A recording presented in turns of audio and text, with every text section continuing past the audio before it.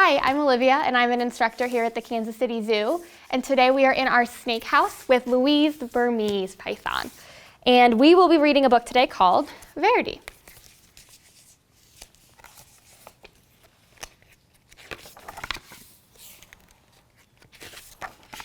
So this is Verdi by Janelle Cannon. On a small tropical island, the sun rose high above the steamy jungle. A mother python was sending her hatchlings out into the forest the way all mother pythons do. "Grow up big and green as the tree leaves," she called to her little yellow babies as they happily scattered among the trees.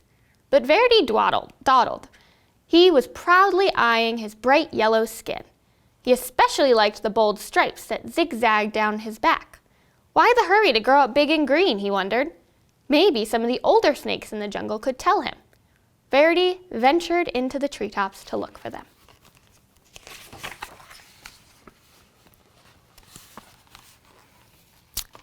Umbles, Aggie, and Ribbon were lazying on some branches nearby. Verdi peered at their droopy green bodies. "It's not polite to stare," cheated Aggie. Umbles burped and groaned. "It's taken nearly 4 weeks for that last lizard to digest. I surely do like lizards, but lizards don't like me." "Why don't lizards like you?" asked Verdi. "Don't interrupt," Umbles grumbled. "Dear me," whined Aggie. "If I don't shed soon, this itchy skin will drive me bananas." Verdi tapped a tune with his tail as he waited to speak. "Stop that, Verdi. It makes me nervous," Ribbon complained. "Besides, you'll never grow up to be properly green, always interrupting and constantly fidgeting." Verdi couldn't imagine being in such a hurry to be like them, and he really wanted to keep his sporty stripes. Hoping to find snakes that weren't so boring, Verdi slipped away.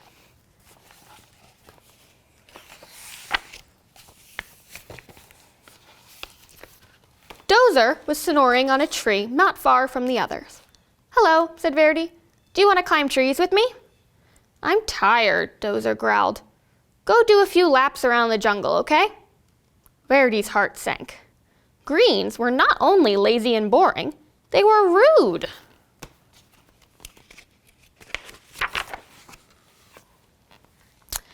At the top of a very tall tree, Verdi gripped one branch with his tail and another with his little snake jaws. "I will never be lazy, boring, or green," he thought. "I will jump and climb and keep moving so fast that I will stay yellow and striped forever." But then Verdi let go.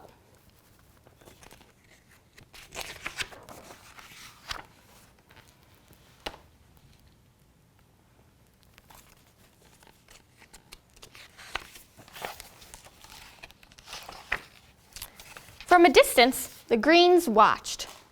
"Oh my," they chorused. Ribbon shook his head. "At this rate, he'll be lucky to make it to his first molt." Aggie nodded. "He's likely to put an eye on a branch." Umbles moaned. "He may not live to turn green."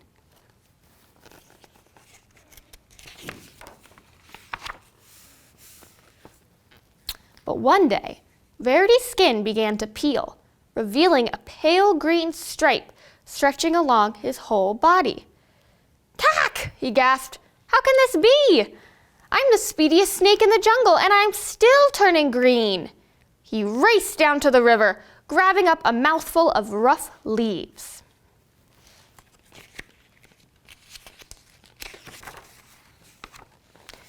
Verdi flung himself into the water. "If I can't run this green off, I'll scrub it off," he thought.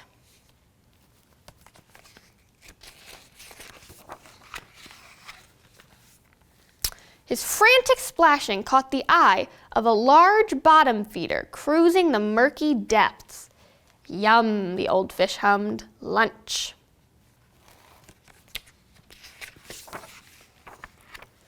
Before the fish could haul Verdi under, the frightened snake bit him on the nose. "Apoo!" With a blast of his rubbery lips, the great fish sneezed, sending Verdi into the air. Slapping onto the soggy shore, Verdi skidded out of reach.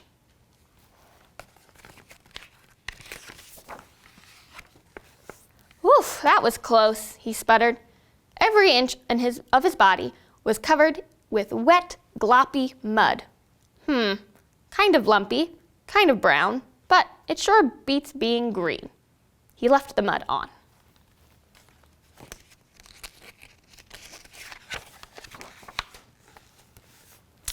But the soft brown muck dried into a hard gray shell, and Verdi could barely move.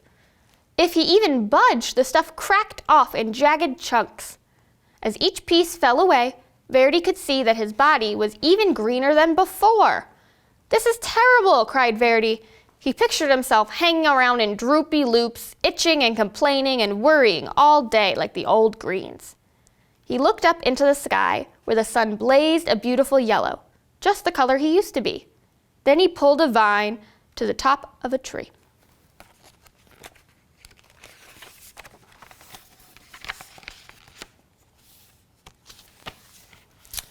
Whippity-wappity, flip-flop, wham! Plummeting through the trees, Verdi landed in a crooked sprawl across the log on the forest floor. He couldn't move. "Help!" he croaked.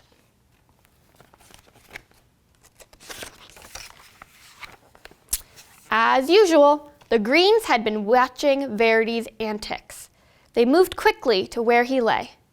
"Didn't we say this would come?" Umble said, shaking his head. Aggie sighed. Lucky thing, he's still got 2 good eyes. They gently lifted Verdi up to a safer place where they could watch over him while he healed.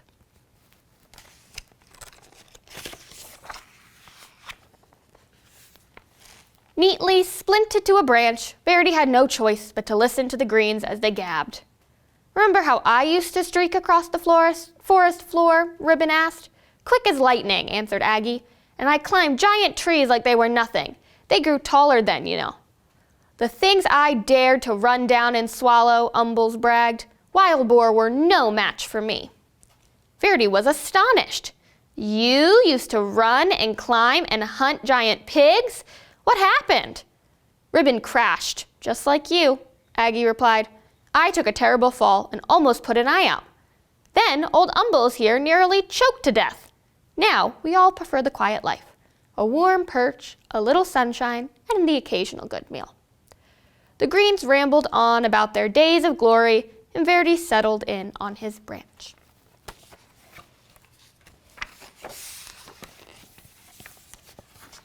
Finally, one afternoon, Umble said, "Looks like you're ready to go again." He carefully untied Verdi from the branch. "You're welcome to come with us," said Aggie. Ribbon agreed. The 3 greens slipped quietly back into the forest. Verdi wasn't ready to join them. He wasn't sure where he wanted to go, so he just stretched and stayed put until the sun went down. He listened to the forest come alive.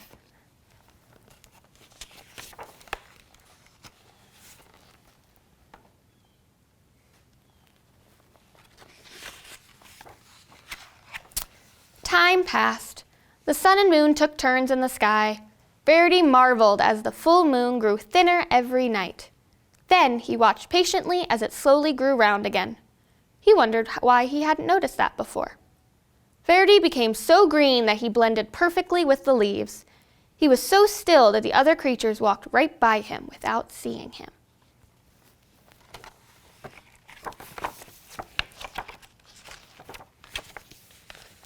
One fine morning, as Verdi basked in the sunshine, 2 small yellow snakes approached. They tapped and fidgeted as they stared. "Get a load of that old green guy," one of them whispered. "Do you think he ever moves?" The other snickered. "I seriously doubt it." "They're just like I used to be," thought Verdi, "and now I'm what I was afraid of." He looked at his big green body and slowly smiled. "How would you like to climb trees with me?" he asked. "With you?" The yellows were astonished. "I'll even show you my fancy figure 8, Verdi replied, though he was a little worried about putting his eye out.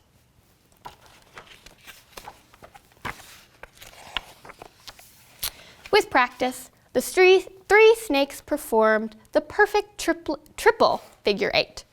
Leaping and looping with his little striped friends, Verdi laughed. "I may be big and very green, but I'm still me." Thank you for joining us here at the Kansas City Zoo, and we hope you keep tuning in to see more of our content, even though you won't be able to see us at the zoo yet. We hope to see you soon.